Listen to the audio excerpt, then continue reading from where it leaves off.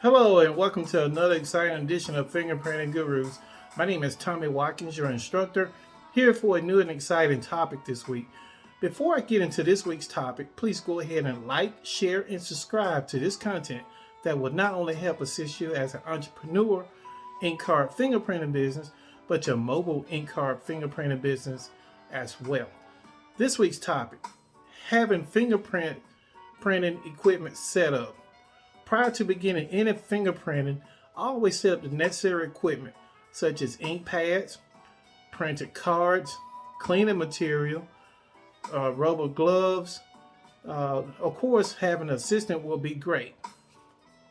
For more content like this, please like, share, and subscribe to Fingerprinting Gurus, and I look forward to presenting you with a new and exciting topic. Thank you.